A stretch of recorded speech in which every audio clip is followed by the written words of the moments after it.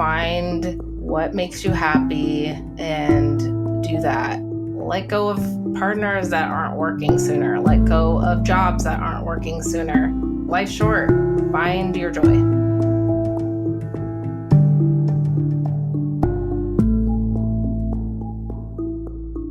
From To Be Magnetic, this is the Expanded Podcast with your host, Lacey Phillips.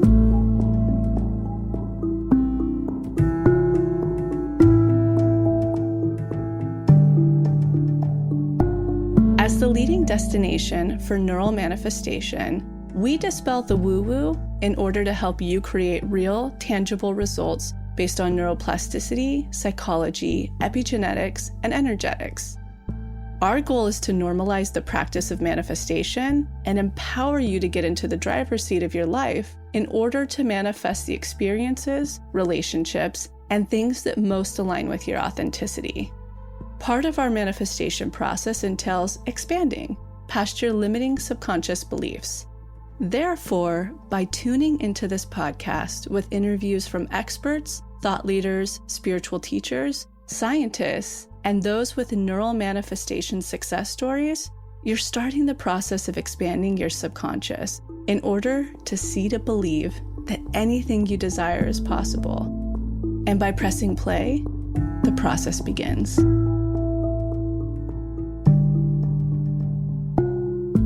Welcome back, everyone, to another episode of Expanded. Jessica here. We are in our first official week of the Unblocking Challenge. The Safety Eye has launched in the daily practice, so you guys have access to that.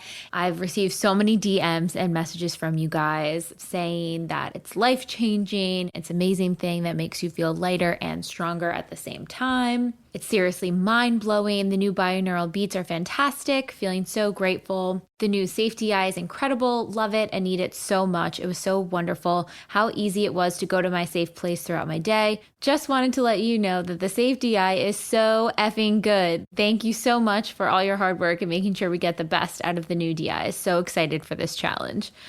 The feedback from you guys has been so incredible, and I'm just so thankful that it's really resonating and helping you guys find that grounding and ability to connect to your authenticity and that place of safety and calm.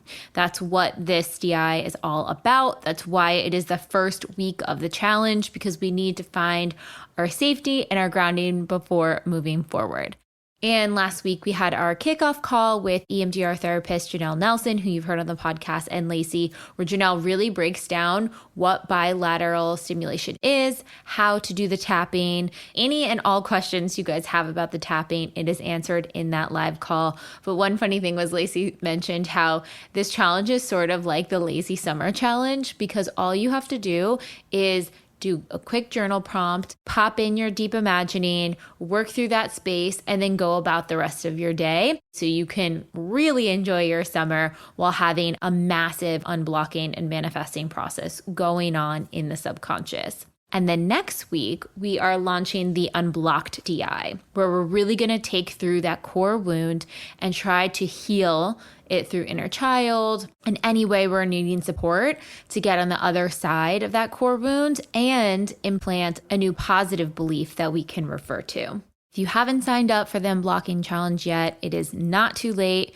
You can join at any time. It's going to be available in the pathway until September. And if you are not a part of the pathway, now is the time to sign up. This is our biggest summer sale to lock in the lowest rate you're going to for this season. So for any new or returning members, now's the time to sign up for the pathway. Even if you feel like you're not ready to jump into the challenge quite yet, you have from now until September to go at your own pace, join the challenge, work through the core wounds. It's so cool. I actually got one of my best friends to start doing this work through the challenge. She got herself the journal, she got the pathway membership, and she started with how to manifest in the pre-week, just writing her list. And she was like, wow, even just writing down my intentions, I realized how small I've been playing by not even calling in these things or thinking about these things. And now she's in week 1 of the Unblocking Challenge and moving through that.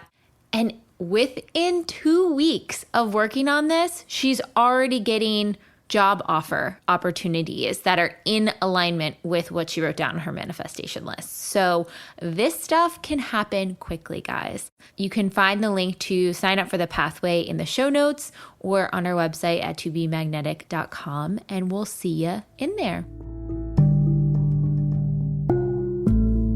I'm so excited that we are having another process episode. It's kind of my favorite time of the month because I feel like they're just so expansive and there's so much that's covered in these process episodes. And this one definitely does not disappoint.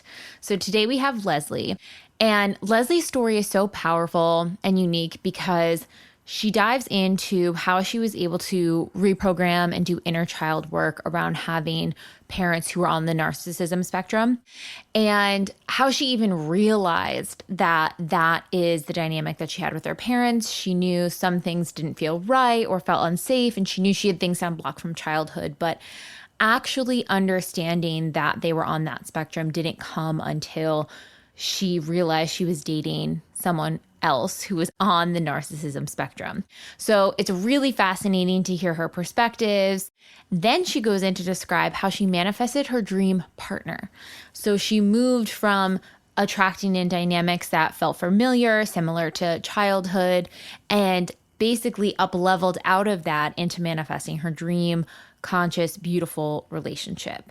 Then she dives into how she moved from her corporate job to actually making money as a professional artist.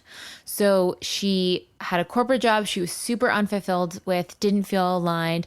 She was not only able to get a corporate package to leave, so she had an FU fund to start working on her paintings, developing her craft, understanding who she was as an artist. But as that FU fund started to dwindle lower and lower and lower, how she navigated that jump into actually monetizing from her art, so she was able to continue to do that full time, and how she was able to read some of the pings in the interim of that.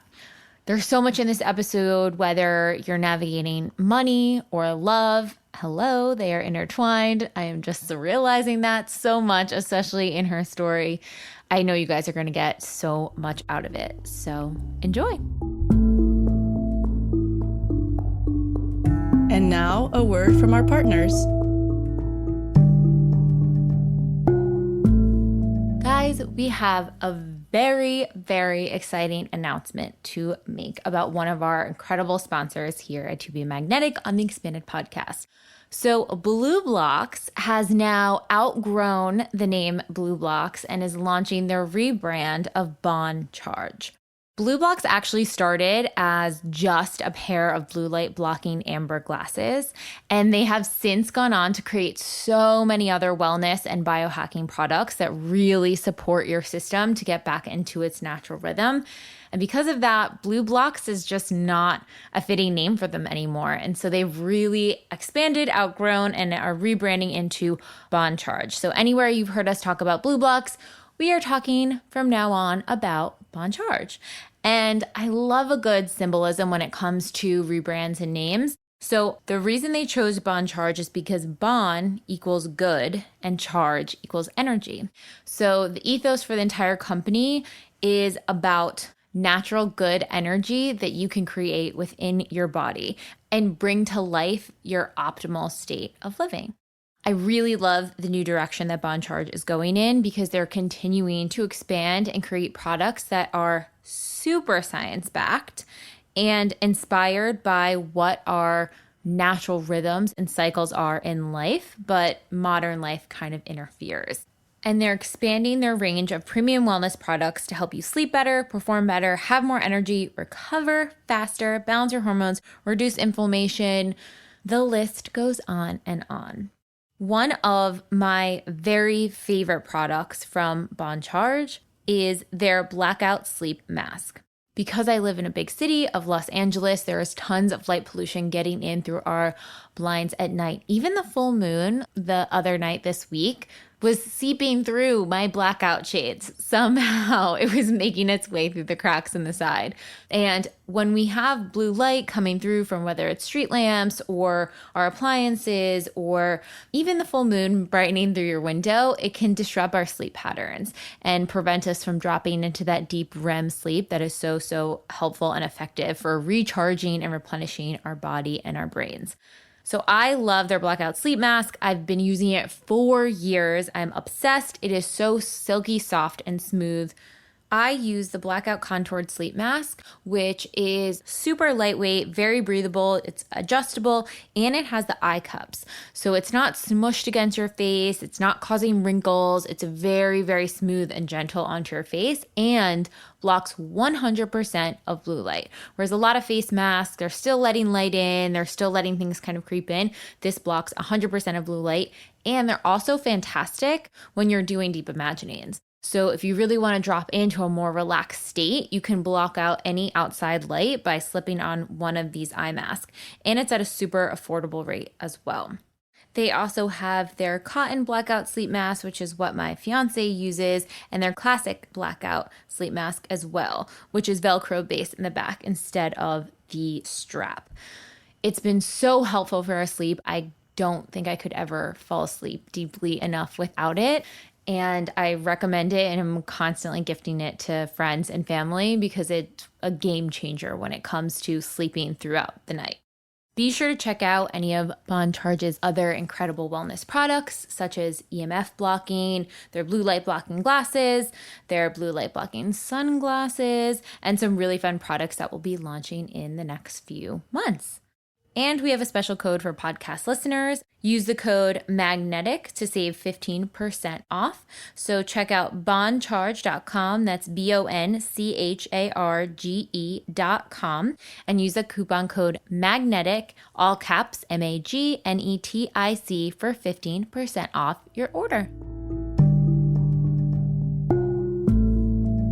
I know you guys have heard us talk about Beekeepers Naturals, and I'm still so enthralled with the company and the products they have and the ethos and just quality of the ingredients when it comes to all things bees. You can hear our incredible episode with Carly Stein, the founder, and how it really came to be getting the most organic propolis, honey, bee pollen, royal jelly on the market and giving the bees the best quality of life possible on all organic farms. But one thing that I've been using in my routine lately is the propolis throat spray. So a lot of times, especially during the seasons when different flowers are in bloom in Los Angeles and it can get a little dustier out, I always get a really scratchy throat. And because I'm recording podcasts all the time, I need to be able to speak as eloquently as possible. So I find myself turning to the Bee Immune Propolis Throat Spray. It's also something that I highly recommend to friends, especially if we're going to be in social settings coming up this summer, whether that's music festivals or outdoor barbecues. If I'm going to be around a lot of people and talking a lot, I make sure to have this on hand to just help boost my immune, soothe my throat, and fight any bacterial germs that might be getting in the back of my throat. So I use 4 sprays in the back of my throat. I kind of angle it 2 on one side, 2 on the other. And it's super high grade bee propolis, always free of any artificial colors, preservatives, fillers, alcohol, GMOs, refined sugars, and 100% natural.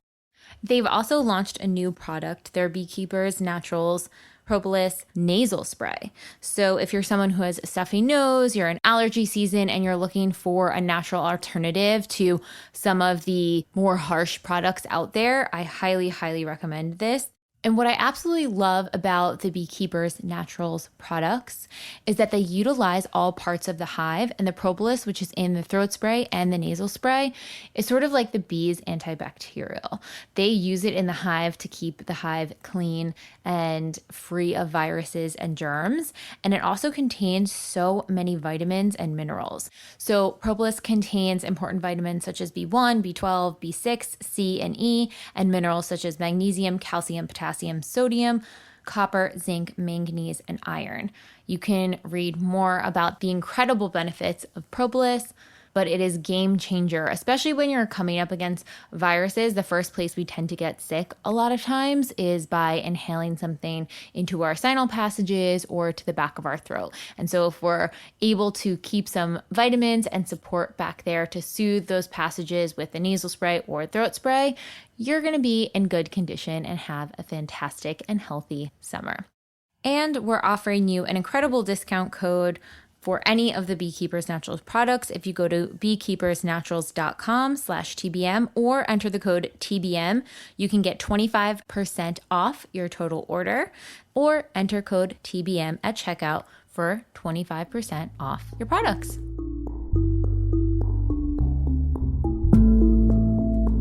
All right, on to the episode.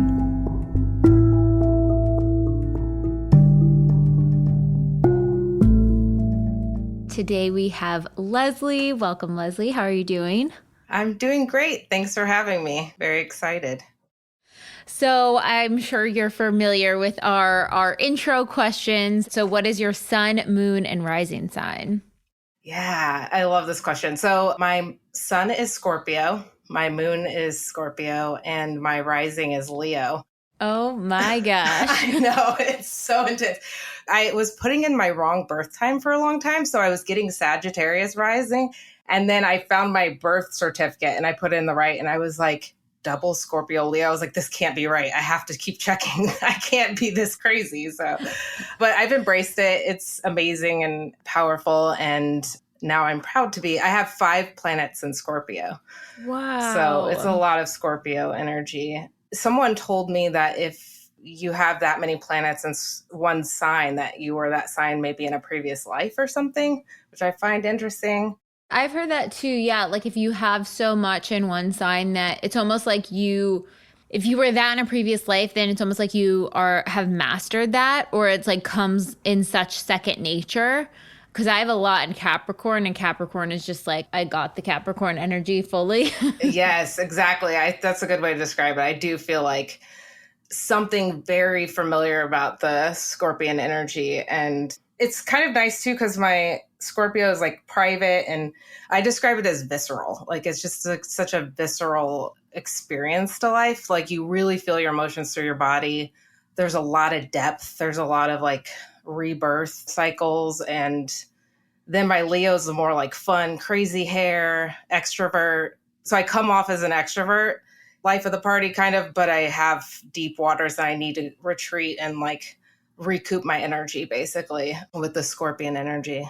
It's kind of like a beautiful balance between the two. Yeah, I'm enjoying it so far. Now that I know what it is. So cool. And what is your cultural background and upbringing, and how has that informed who you are today? My dad is Black and my mom is white, so I'm biracial. My mom is her family is all French. My dad has a lot of different mixtures. Like I think he had a great grandfather that was from Ireland and married a woman from Madagascar, and then they came to America. And so, I have some Irish and African, and I grew up in a small town 2.5 hours south of Chicago called Champaign, Illinois. And it's a university town, so it's super diverse and culturally rich for being in the middle of nowhere. Yeah. One of my friends went to college in Champaign. That's so funny. Yeah. It's so funny how like so many people have heard of it. Cause I always grew up thinking it was like such a small town and nobody knows where this place is, and I grew more appreciation for it when I became older, because I grew up around so many other biracial kids and interracial marriages and like people from all over because of the university. And so I didn't really notice like how segregated everywhere was until I was an adult and moved to different places. And I was like, whoa, this is actually the normal reality, is that places are more segregated based on socioeconomic status and how that's tied in with race. But in my town, I was so happy to be able to grow up around other biracial kids. It was like super normal. So I thank goodness, didn't have that issue too much. I think about too, like people who maybe didn't have that opportunity or weren't able to be around people that were reflective of them and their growing up situation. As someone who has that fully integrated, can you like vision hold or like have one I don't know what sentiment you would give them. Can you expand them in any way? Yeah. This is where inner child work comes in. It's really important to, maybe play around with your own version of, how you have magnetic parents, maybe have some magnetic friends that are also biracial, or other kids or other biracial people that in your life. Imagine being a kid with them and kind of integrating that way. And, it's hard because I am a Black woman, and society tells us so many stories about not being worthy or valuable enough. So we really have to overcome that and root down in our worthiness and not listen to those stories, because really it's a reflection of the other person, and just getting in touch with our own power. And I'm so appreciative because Lacey's work and the TBM work has allowed me to do that more efficiently, I would say. So yeah, I think going back down there, if there's a little interaction specifically that you had with other kids that were related to maybe your race or being biracial, or just like reprogramming those and maybe coming in as your adult self, being able to stand up for that little person in those interactions, I think is important as well. I love that. That's such a great tip. I didn't even think about that. Like creating like your magnetic friend group, to have that reflected of who you were and feeling authentic, even if you didn't have that access to that. Yeah, like those feelings of being included and chosen and honored and respected, really cultivating those when you're down in your subconscious work. Absolutely. So what brought you to the TBM work?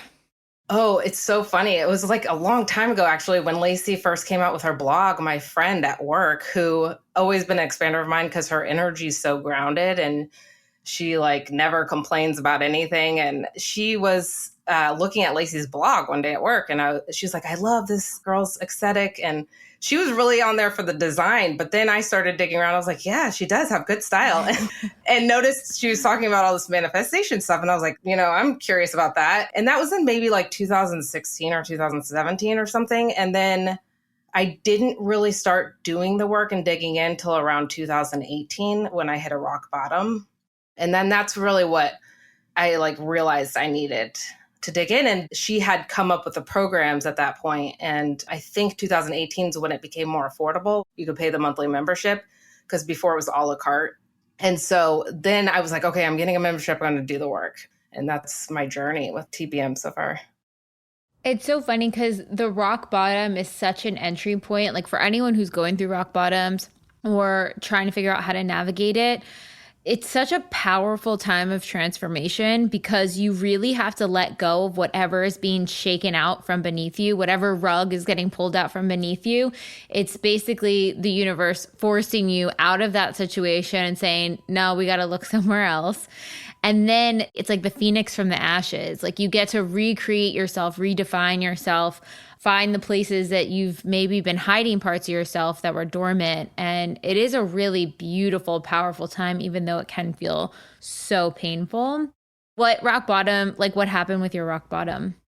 So I've had a lot of rock bottoms in my life, but I will do this one specifically because it's what started my TBM work. I was dating someone who has narcissism at the time, and I went on a vacation with my best friend of 25 years, and they kind of got into a spat right before, because my friend, who I also had some codependency with, called him out basically, but in a non-helpful way. So there was the conflict leaving for my vacation. When I came back from my vacation, the day of, he broke up with me. And that same day I arrived home, and an Airbnb guest had completely trashed my apartment. Ugh. And it was like, I got broken up with and my apartment was destroyed all on the same day. It was really painful because both my parents are on, I would say, the narcissistic spectrum. So I was dating one narcissist after another, basically, and was emotionally unavailable myself too. But it's just the type of relationship that felt familiar to me based off of childhood. And he was far on the spectrum. So it was very toxic, and it was painful, very painful at the end, because it brought up all my childhood wounds.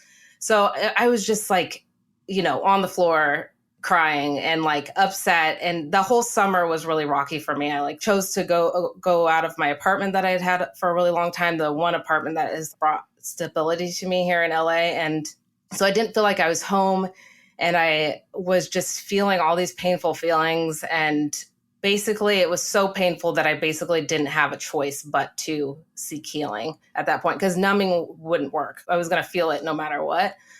So I found a program about healing from narcissistic relationships that really helped. What was that program, just so we could link it for anyone who might be going through that? Yes, it's Melanie Tanya Evans. She's out of Australia, and she has I think it's called a NARP program, if I recall correctly, but it's all about healing from narcissistic relationships. Doing that work, I got to actually some womb healing that was really interesting. Because I do a lot of my healing when I'm in the bathtub or some sort of water, maybe because I'm a water sign. Yeah, I was going to say all this Scorpio. Yeah, it's like, sense. Yeah, it's very healing. During that healing program, I had this like very like deep insecure feeling. And I was like, where is this feeling coming from? And she leads you on a journey basically as well for ancestral healing. But I realized in the womb, like it was coming from when I was in the womb. I was like, what is happening? So I asked my mom, I was like, did anything significant happen while you were pregnant with me? And she's like, well, not really. Well, actually, your grandmother died 6 weeks before you're born. And I was like, I had known that, but I kind of forgot. And I was like, oh, and she's like, it was a very tumultuous time. And your dad had to go out of town for a long time. And I was like, oh, okay, that makes so much sense. There was so much stress in the body. Yeah. Yeah, there was stress and grief in the body that I took on. Wow. Yeah, so her work's powerful. And then I dug into TBM a lot too. A lot of DIs. I started with how to manifest, then I did partnership and unblocked money. And then I dug into the harder workshops like inner child and shadow. I was going to say, for the inner child, you'd go right into that womb healing on like the first or second day of the inner child workshop. Yeah, exactly. Crazy you had that awareness before even going in. Yeah, it was hopeful.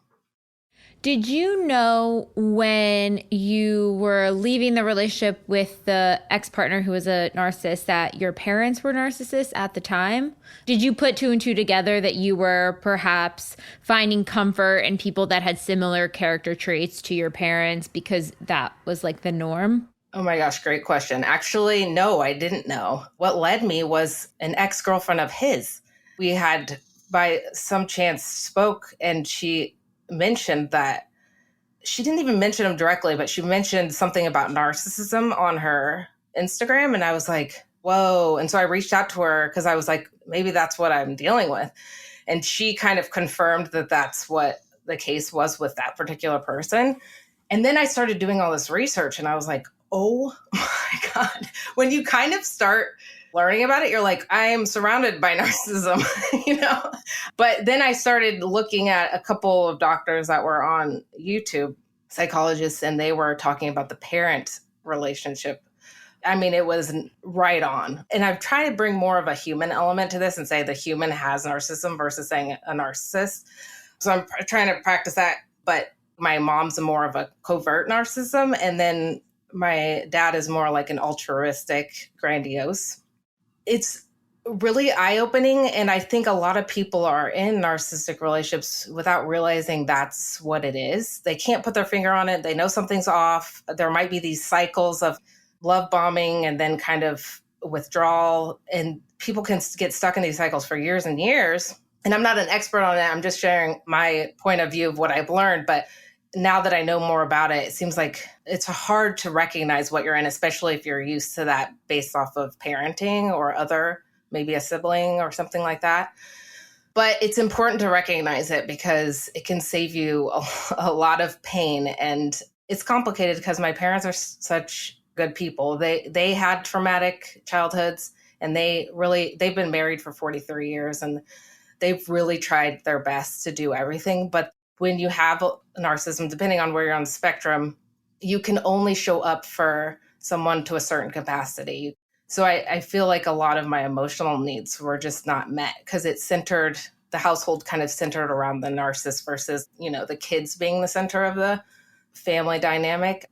And there was a lot of old school parenting that is, I would consider abusive at this point, like hitting your children. And I would have 2-hour long timeouts. And now that I look back, I had blocked it out a little bit, but digging into Lacey's work, that's why I think it's good that you guys recommend a therapist, because sometimes when you dig in, you bring up stuff that you maybe had blocked out and don't remember anymore. And it can be quite painful. And there was also like some anger that came up with my parents. Right now, I live 2,000 miles from them. So it's easier for me to have boundaries with them. And I think it's important to have boundaries with someone that are dealing with narcissism. But there was a lot of anger, and every time I unfold another layer, I have to come back to that space of forgiveness. It's not just like I forgive them one time and it's over, but it's more like every layer I work on forgiving again. And you grieve for your inner child. You really grieve for those experiences that they may have experienced, that they didn't get what they needed. So it's painful, and you need support when you're dealing with that. But it's so important to look at it and not numb and face it. I love because a lot of times, especially like on social media, it's like narcissist or not narcissist. People don't talk about the spectrum of it. And so I think for a lot of people, it can be really confusing when they look at a parent, especially, and they're like, wait, but they did all these things good. They clearly loved me here. They did that for me. Like, that's not a narcissist, but there is a spectrum. Everyone who is on that spectrum, obviously it's a coping mechanism for their own child self that faced a really horrible situation, and this is how their brain contextualized it. But they all have a different threshold or capacity. One parent might be able to give so much and everything actually feels safe, secure, amazing, but once that parent's threshold is crossed or their wound is touched, it's almost like the wall goes up and they go into that different operating system. So it can be really confusing for kids who are like, but wait, they're kind of both. Like, how can they be both? I don't understand. Yes. Oh my gosh. The way you said that just makes so much sense. It's so true. It's complex. And you start learning about these complexities when you're little, because you're like, I'm getting this love, from them, but then all of a sudden I'll do something wrong, and it's messages of shame and you're bad and you're the reason I'm feeling this way. And you're taking on responsibility for the parent's emotional life that they are stunted and don't have the capacity to regulate. It's confusing because it's like, yeah, I had a roof over my head and I can tell that they love me. They try their best, but there's these other areas, or you trigger them in a certain way. And it's very scary as a child. So the way you said it was really well said. What were some of the ways that you reparented that version of yourself? Did you bring forward magnetic parents a lot? Did you bring your adult self to your kid self and like hang out and do loving things together? How did you navigate that process? Both of those things. Yeah, I rotate magnetic parents when I'm down there. It's been hard for me to picture my parents as whole and loving. I've done it a couple times, but it's really just other people that I've seen modeling parenting the way I would want to be parenting, or I felt love from them the way that I wanted to feel love.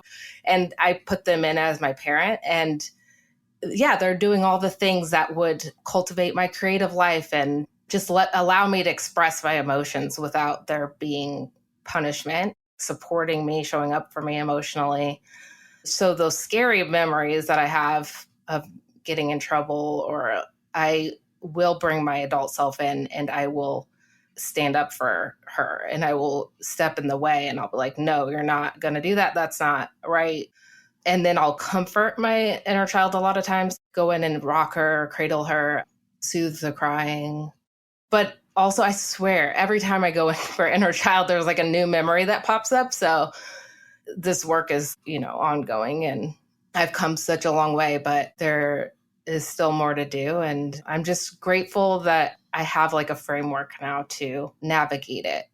I was in therapy for a really long time and nothing really worked except for internal family systems. One therapist did that with me, and that worked so well. I know, I love that.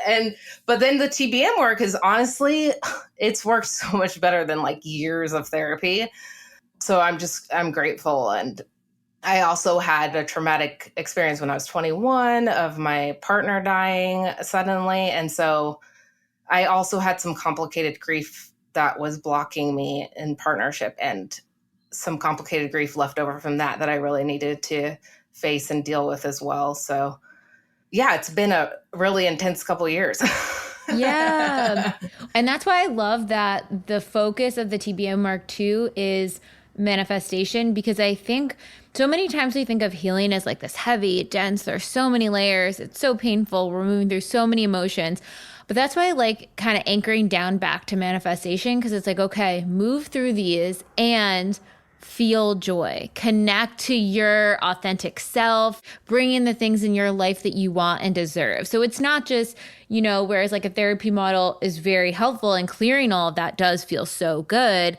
But then it's like, okay, now also think about the things that you really want in life so you can balance healing and joy at the same time. Absolutely. Yes. Because there is so much joy, and you're like proud of yourself when you come so far. And the reframing is so important. Because I had a punishment style parenting growing up, I thought the universe was punishing me. I thought, I'm bad, I'm getting punished for when things go wrong, like a rock bottom. And the reframing in the TBM work is that, no, the universe is just trying to bring you back to your authentic self. It's trying to shake your world up so you get back into alignment. And that reframing alone was like, whoa. So then I could look at the core wound of I'm bad. So the reframing is super important too, but there is a lot of joy in this work, and you really just gain a lot of confidence the more you manifest too. Okay, so reading off some of the things that you have manifested. A partner, an aligned partner that's not a narcissist, I may add in there. A move to Topanga, paid package to leave your job, which covered your fuck you fund, leaving your corporate job, which is huge. So many people are into that. Art studio in Topanga, your first solo art show, and 5 paintings sold, including 2 celebrity buyers that gave you enough money to go through. So let's start digging into the nuances of all of this, because this is a crazy list. I know it is. It's really, yeah, it's a lot. So how did you start navigating this stuff? I guess let's start at the leaving the corporate job and the package. How did you navigate through that? Yeah, so I was at this job for about 5 years. When I left art school in 2013, I was really in love with yoga, and I went to Thailand and studied to be a yoga teacher, and moved to LA and got a job at a online wellness yoga company. And it was so great for so long, but then we had to start working in the office, and there was change in leadership. And so it started becoming, for me, toxic, and I just wasn't being respected. And now I know that it was reflecting back my low self-worth, And so I was like, I have to leave. But, during that rock bottom, I had also a financial rock bottom where I got into more credit card debt because of the move and stuff than I ever had been. I've always been pretty good with money. And I was like, I need a fuck you fund. And how am I going to do this? And it was like 8 months of really kind of sticking with it and doing the TBM work, but literally having no idea how I was going to leave the job and be okay financially. I just kept trying to pay off as much debt as I could. I moved into a smaller apartment closer to work so that I had less rent. And then my boss and I had one-on-ones every day, and I was wanting to get promoted, and I was wanting to work more with design and be more creative. And I was still at an entry-level position after 5 years. And I was like, this is crazy. Like, I'm a good worker. I should be able to be promoted. And I'm doing extra work beyond my job role too, which was the other thing. And so she was like, I can tell you really want to do design, and I can't promise you do that within the next 6 months. So this is totally up to you. But do you want me to put a package together for you so you can find a design job? And I was like, this is my out. I'm going to take this. So she's like, okay, I got 2 months that we can pay. And I was like, oh, I need 3 months. And I was really scared, but I negotiated 3 months.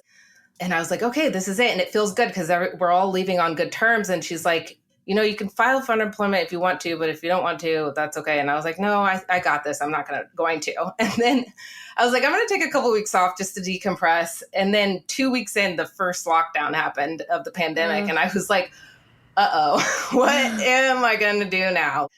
I'm without a job, and at first we didn't think that the pandemic was going to last that long. So I wasn't as scared, but I was a little not at ease, and a lot of lack was coming up. And finally, I just reached out to my boss. I was like, hey, I didn't know a pandemic was going to happen. So you think I can file for unemployment? She's like, yeah, absolutely. No problem. So they were really cool about that. So I spent the 3 months. I didn't really file for unemployment until I was done with my 3 months. And I spent that time just like exploring what I wanted to do, relaxing. We work so much. I just don't think you realize like how intense that is on your nervous system until you stop. Wow, I really need to like have time to recover and just have time to figure out what I want to do next, So that was kind of how that happened. And so for the corporate job to the artist piece, you said that like you had that, artists are broke, you can't make money from it, that sort of societal programming too. So how did you went to art school, so clearly you were like, this is my passion, I want to do this, I want to be creative. How did you start to expand, pass test, unblock through that mentality when you were thinking of launching your own artwork? So my own mother would tell me that, your dad didn't want to be an artist because he didn't want to starve to death. Like she literally would say that exact. Man. I know. And I'm like, okay, so I had a lot because I'm a manifesting generator too. So I have to experiment and try a lot of different things. And like I was a nurse in my early 20s. Art has always been a part of that. And then I realized I wanted to go back to art school. So I did that. And then yoga, of course. And then I always come back to my art. And I think shifting out of lack mentality is the number one thing that I am still working on, but that helped me shift out of that. And I was reading books, I was reading books about other artists that have been successful and their path, consuming as much as I could about successful artists so I could change the story in my mind, and finding expanders and just digging in with actionable, like being committed to my work. Like I started acting like art was my job, and I just started making as much art as I could all day long. And I started acting like, what would I want my day to look like now that I don't have a job? What do I want my day to look like? And I started doing that. And I was confronted a lot in the beginning because I was submitting my work to a call for art, and I was getting a lot of no's, and that was bringing up a lot of shadow. And so I just went back to the work. I did the DIs, but also the universe was showing me along the way that this was the right path. I kept getting little confirmations. I got the ping to reach out. I was like, I really need an art space because our apartment is pretty small in Topanga, and I need my own space to do the artwork. So I was like, well, I'm going to reach out to next door to my neighborhood and like see if anybody has any extra space. And so I followed that ping, and right away I got an art studio that was affordable. So I got little confirmations along the way that was like, you're on your right path. I'm supporting you. Not to say that I didn't get triggered all the time, because I did with like either an unexpected bill or mostly emotional triggers show up for me now. And then I take that trigger through the DI, and that shows a block of a limiting belief that I am holding. So the work has actually just helped me a lot.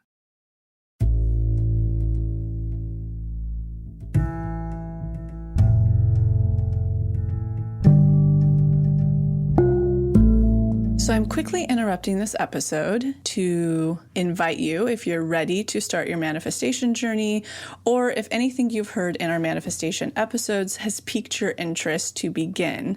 We have a la carte workshops in everything from the basics bundle, which is what we recommend to everyone who starts. It's the formula that actually teaches you how to manifest, unblocked inner child, and unblocked shadow. We also have a la carte workshops on love and money. But the real gem is the Pathway membership, because it encompasses every single workshop we have. It's a year-long membership with full access to the few a la carte offerings we have, and exclusive workshops not available anywhere else, such as the daily practice, which is what everybody in the Pathway uses, hopefully at least 3 times a week to daily, in order to truly create the new neural pathways that one needs in order to manifest, and houses the library of our deep imaginings, which is our unique hypnosis process that allows you to get into your subconscious and overwrite those old neural pathways, creating the new ones. And right now we have our biggest membership sale for the summer going on, where you can access some of the cheapest offerings for the pathway for the entire year. This is for new or returning members only. It is not valid for any active plans. If you are up for a renewal soon, an email will be on the way.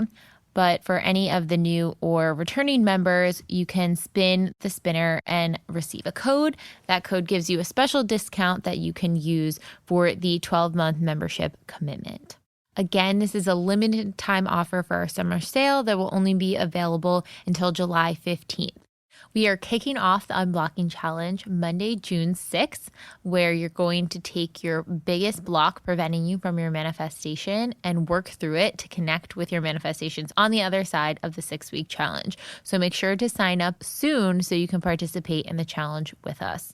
You can click the link in the show notes or on the To Be Magnetic website to spin the spinner and enter into the pathway for the lowest rate of the summer. Okay, now back to the episode.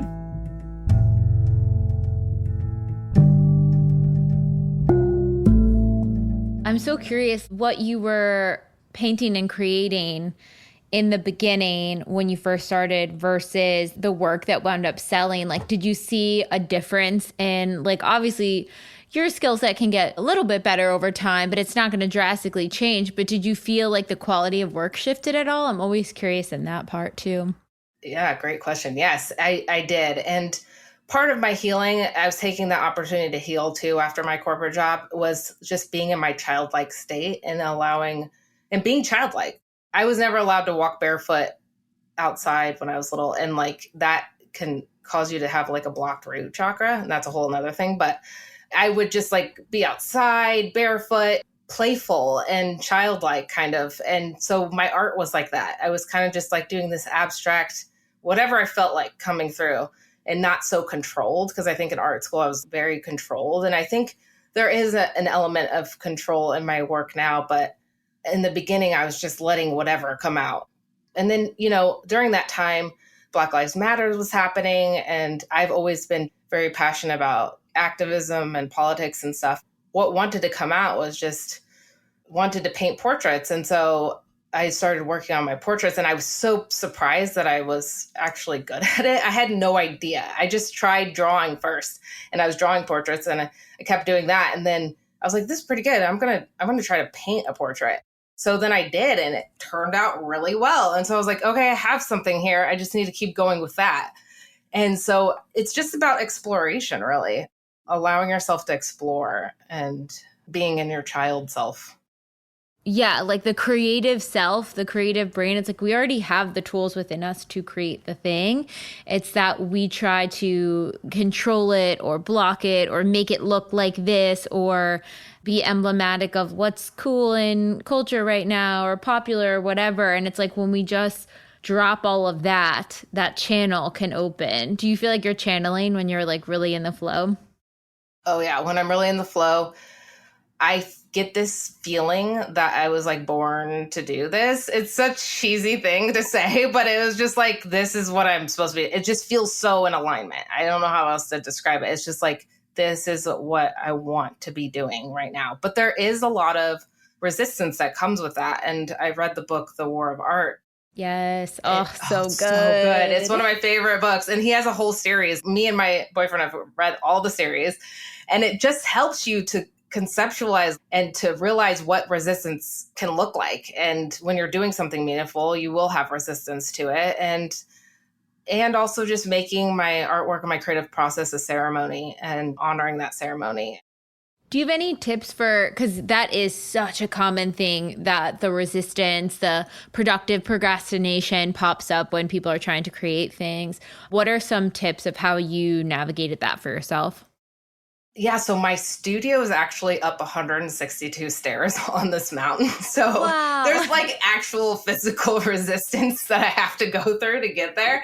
And it's like the hero's journey every time. And I do have a lot of resistance. I'm like, I do not want to climb a mountain today to go do this. So there's that. But someone said to me the other day that was like, oh, but it's actually part of your ceremony, of your creative process. And I was like, yes, okay, that's good. But so resistance comes up, and Not everyone has this, but right now I'm blessed to have a partner who's also an artist, and he helps recognize resistance in me when I see it. And we do that to each other. So we hold each other accountable, but you could do that with a friend or anybody, having an accountability partner, and also just recognizing that it is resistance. He calls these jobs that you do that aren't your calling the shadow job. Ooh. And so people will resist for years doing their shadow job rather than doing what they really truly are called to do. And I did that. Now I can recognize what resistance is. Oh, resistance coming up because I'm like hopping on Instagram or some other numbing behavior. And it's a hard balance too, because you want yourself to have some freedom. Creativity is about like doing nothing sometimes and just like giving yourself that freedom, but also it has to be balanced with action. And so I don't like routines, but I've had to get in a routine of having my morning and yoga. And then it's like, okay, I've done everything I wanted to do in the morning. I got that all out of the way. So now it's time to work, and just committing to myself that I'm going to do this many hours per week of artwork. And it's hard. It's not easy, but it does get easier. It has gotten easier over the past year and a half. Speaking of routine and ritual, how were you fitting in the TBM work? Because you also sometimes were doing some DIs in the middle of the night when you were wide awake. So how did that work out? Yeah. So I usually do DIs like 3 to 4 times a week. And I really just try to let it flow. Like if I have an opportunity, then I'll do it. Sometimes I'll actively choose instead of numbing behavior. I'll like, I have time for a DI right now. I'm going to do it, or some journaling. So a lot of times I will wake up at like 4 or 5 in the morning, either to go to the bathroom or I'm having anxiety or just whatever. I wake up, I'll pop on a DI and do it early in the morning. And then I usually fall back asleep, but at least I got a DI in because I also practice transcendental meditation. So I'm already meditating 2 times a day, 20 minutes at a time. So it's kind of hard to fit in another DI. So that early morning one really allows me to get the DI in if I don't have time later in the day. I love that. So for anyone who's not familiar, transcendental meditation is really the kind of the goal of it is repeating your mantra that you have in your head and letting everything go. So it's just a blank canvas, essentially, getting back to that center, that vibration, just like letting it all go. And so do you feel like that sort of clearing of the mind helped drop into DIs better the more you were doing TM? Oh my gosh, absolutely. Yeah, because now I can drop in really quickly. It's like immediate as soon as I start the DI. And TM helps with that. It helps with the letting go. TM's great because you're not really controlling, you're not doing anything. It's the doing nothing that is the meditation. You access this fourth state of consciousness is what they say. And you get a deeper rest than sleep sometimes in the meditation. And so it does allow me to drop in very fast with the DIs. There's a lot of less thinking from the TM. So it's clearer for me to have like a meaningful, deep imagining. Yeah, I think for people who have difficulty dropping in or they have a million thoughts running around in their mind, looking into TM could be a cool other thing to add in there, just because it strengthens the neural pathway of allowing you to be super present. And if you can be super present, then you can be present to like explore in a DI. But if you're having difficulty in like full presence because you have so many thoughts and so many things are so active, doing a breathwork technique or a transcendental meditation or something that just is like, okay, let's clear the vessel, clear the state of mind. Can we be present with this meditation? And then you can go so much deeper. Absolutely. And pings come through clear too. When you can clear the mind, you'll hear them louder. Okay, so you're making art, you're in the Topanga place. We'll get to the partner in a little because I did hear that he was with you in the Topanga place, which is so fantastic. Yes. So how did that lead to your first show, and where were you at with your trust muscle of, can I make this a full-fledged career versus being a side job or a job that I'm trying to launch? Yeah, so the expanding was so important with this. And also at the beginning with my severance package, I paid off my car and a lot of things, my credit card, so that was low bills. So the less bills I had, the less stress I had about paying them. So by the end of the year, when I was doing this exploration, or a little over a year and a half, I was like, I have so many paintings. I have enough for a show. but I wasn't really thinking about it. Like I wasn't putting any energy towards it really. I was just kind of happy to be a part of a group show here and there. And my boyfriend had sent me a DM to this new studio or gallery that had popped up in Topanga. And he sent me her account and I was like, oh, this is so cool. And I like reached out to her just with the intention of helping out. Cause I was like, this is so good for our community. It's like a young person's gallery space and she's going to have different events and things. And so I just talked to her and I asked her how I could help out. And we did start an art club and stuff, but we also talked about she asked if I wanted to have a first solo show. And I was like, yeah, that's amazing. And she's like, I have some spots open up in January. And I was like, okay, January might be a little soon. I was like very intimidated, and it ended up being in February, which is Black History Month. So it was like, ended up perfect because a lot of my portraitures are of Black people. And so she only gives artists a week, but she was like open to having my work up the entire month, which was so awesome. And so it happened so fast. We just started putting everything together and it was really DIY and had support from my partner. And I didn't have any idea what was going to happen. And I was also down to my last $500 in my savings account. I had saved a bunch of money over that year. And I had been applying for jobs too, because that first year you have to keep trying to get a job if you're on unemployment. And so I was applying for jobs, and it took me to the last minute to really fully commit to like, this is what I'm doing. And so I had saved some money right after my unemployment ran out. I was like, I'm not going to get a job. I'm having a hard time finding a job anyway. So I'm just not going to get one because I want to be a full-time artist. And so I gave it all I had. And whatever happens tonight, it's going to be all good. I just kind of like let go. And when I'm in that surrender state is when manifestations show up. And then the opening night, we had like such an amazing night and awesome people showed up. And I sold most of half my show, a little more than half my show. And it was the ultimate confirmation from the universe. Yes, you're on the right path. Keep going, Ah, so exciting. It was. I was like in shock for a couple of days. I was like, did that really just happen? Because I had 2 celebrity buyers too. So I was like, did that really just happen? I don't know. Did that person really just buy my painting for their home? Like, exactly. Wow. Exactly. Yeah, it was really exciting. Okay, so now we have to go back to the surrender piece because I know everyone's like, what? How did you get there? How did you feel that? I can just hear everyone at home be like, that's the piece that I need. So you're down to your last $500. You're applying for jobs. One thing that I remember you mentioning when we were talking on the phone was like, you had such a strong trust muscle of, okay, I've tried to make this art career work for so long. I've put in so much effort in it. And I know worst case scenario, I can go and get a job. I've already done that though. So might as well put 100% of my efforts behind this. Exactly. Yeah. That was my kind of, if you will, like backup. I was like, I can just get a job. It's not that big of a deal. If I fall flat on my face, if I don't sell anything, I can just get a job, any job really, just to hold me over. So I was like, I have skills. I can get a job. It's not like I'm going to lose everything and the whole world's going to come crumbling down. I've already invested this much time, this much money. I think I had invested, a lot of money on supplies in the art studio. And I was just like, if I don't give it my all now, it's not going to happen. So it was kind of that all or nothing moment.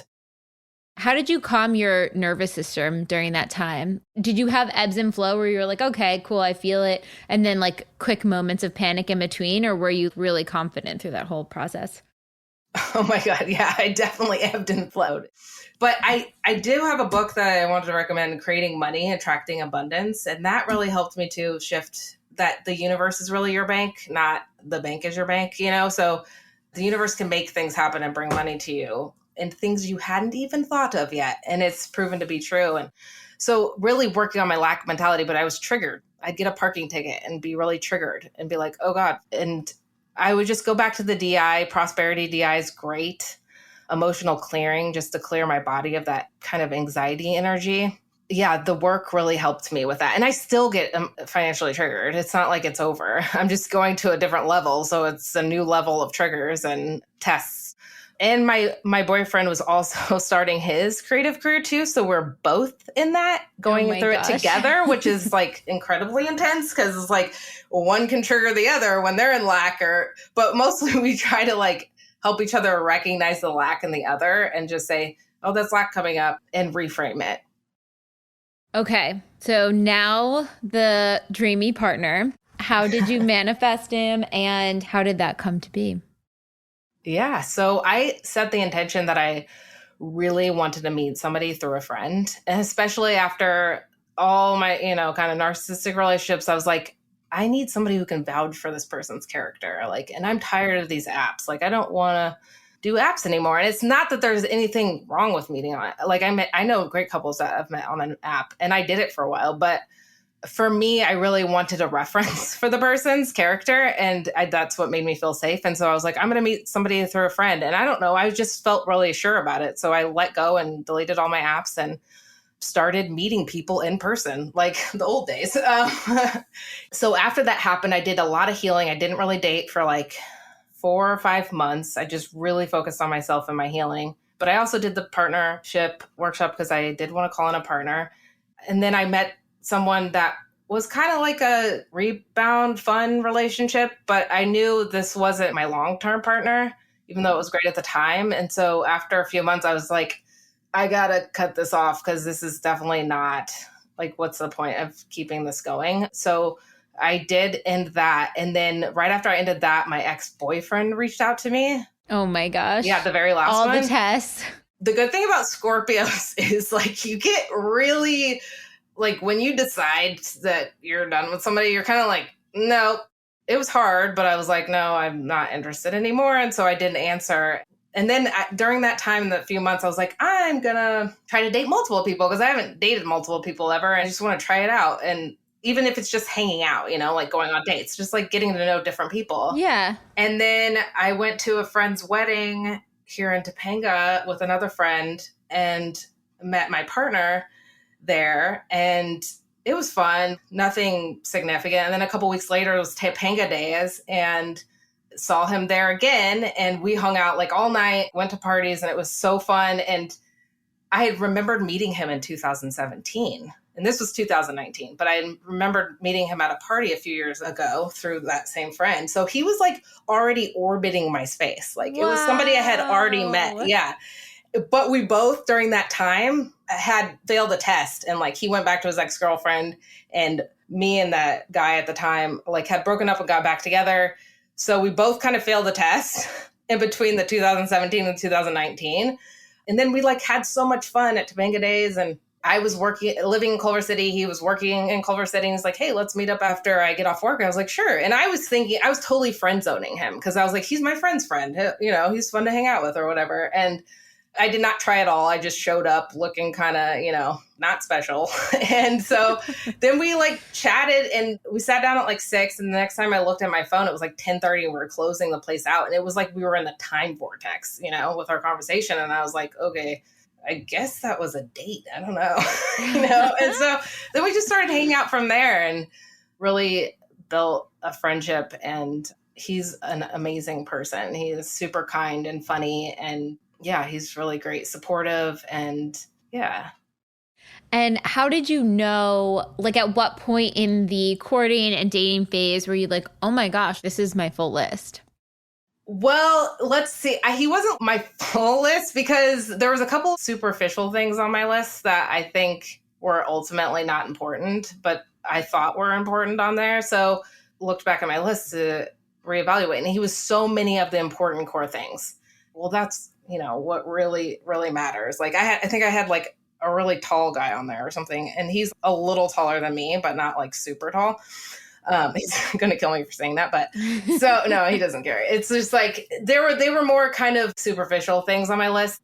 And so as long as the core was there, I was like, yeah, this is good. And I think he wanted to commit a little sooner than me. And usually it's the other way around. I was like, oh, wait, I was going to date a couple other people, so we took our time after that. And then one night we had this like magical night, and I was like, actually, I want to give this a try. And we both went in it just like, let's give this a try and see how it works.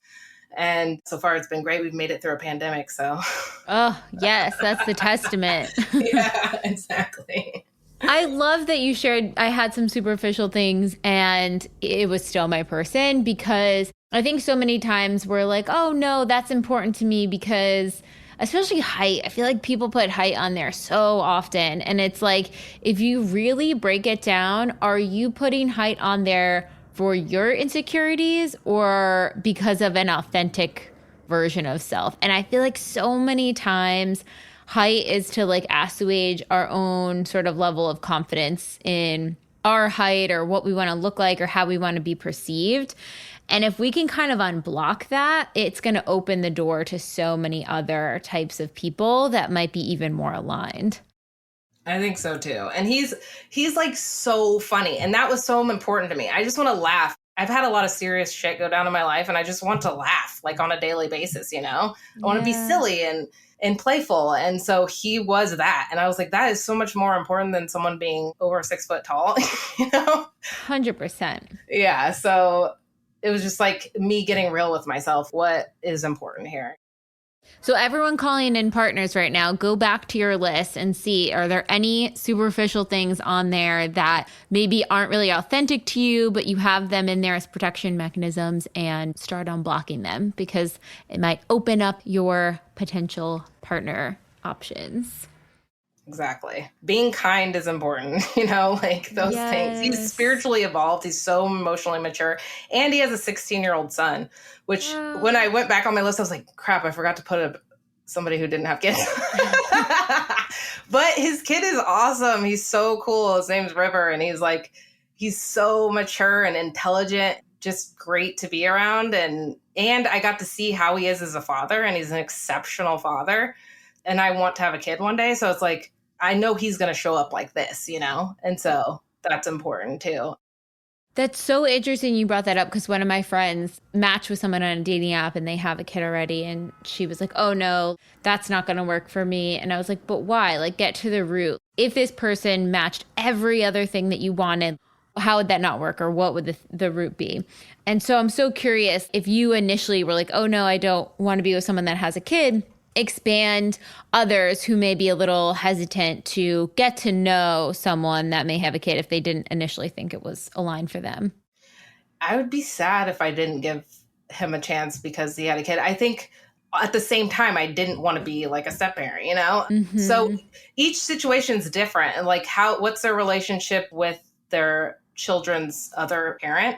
I think it's important to look at, and he had a good relationship with that other parent. So I looked at those things and then made the choice. So it might not have been right with everyone who had a kid, but in this situation, it did work. But what if I had just closed him off because he had a kid, you know? Right. Like I would have missed out on this. So I think just being more open-minded, and he's a little bit older too. So it wasn't like he needed a parent necessarily. So maybe somebody with a little bit older kid would work, but it's also not easy, you know, like when we moved in together, I was being triggered a lot by actually his good parenting, which sounds weird, but like, because I didn't receive certain things when I was little, like it was intensely triggering to see like good parenting. And I was like, what's going on? And I knew it wasn't their problem. So I was so thankful for that. I was like, it has nothing to do with them. This is all me. And I'm like, why am I being triggered? And it was a chance to go deeper and figure out, oh, because I didn't receive that type of love. And so I can go back in there and give that to her.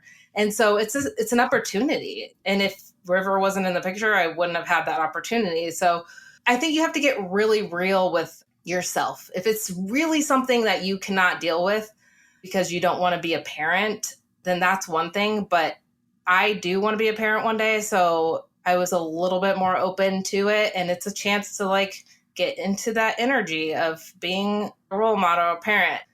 And yeah, I think it's a case by case thing. But as somebody who was not looking for somebody who had a kid, it is possible to have a great relationship with both the kid and your partner. And you get your own little family. So it's great.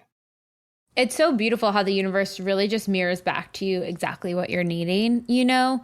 Like you have done so much inner child work. You had done so much reparenting. You had looked at other families online or parents that you wished they parented like that or whatever. But now it's like, okay, we're going to give you a firsthand look so you can really feel what it would feel like to have that. Exactly. Yeah.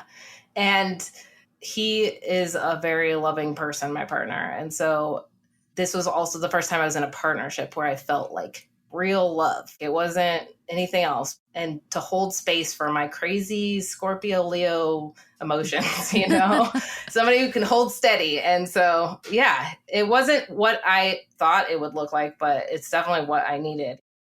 So beautiful. Okay. And on a closing note, what is one tip that you would share with your younger self who was navigating attracting partners based on family dynamics and, in a corporate job and really wanting to be an artist full time? What tips would you tell that version?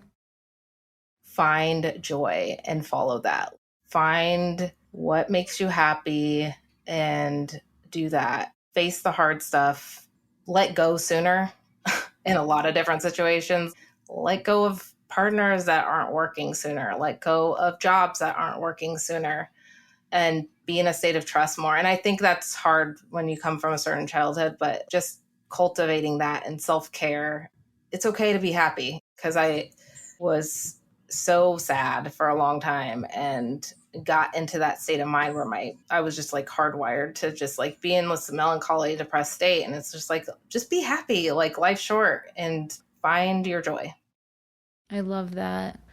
Oh, thank you so much, Leslie. This was so powerful and so expansive. I know everyone is going to fall in love with your story, and I can bet you're probably going to get a lot of people outreaching to you on this one. We also are going to have like a TBM meetup here in Topanga at the art gallery that I'm a part of. And so anybody's welcome to join. Yay! Oh my gosh, so fun. Yes, check out Leslie. We'll have her Instagram linked and our Instagram when the episode goes live. So be sure to check her out. Thank you so much. Have a beautiful day, everyone. Thank you, Jessica. Bye.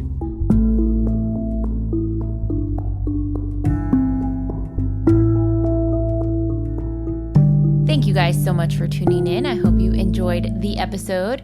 One tip I wanted to give you guys who are working through the unblocking challenge is during the Deep Imagining Unblocked, which launches on Monday in the Daily Practice portal, there's a section of that DI that has you sort of think about how you would navigate the triggers and tests coming up if you really believed your empowered belief. How would you navigate these situations and what would happen? And one bonus thing I like to do, especially because we're doing the same deep imagining 3 or 4 times during the week, we can kind of hit it from different angles by going in there during different days.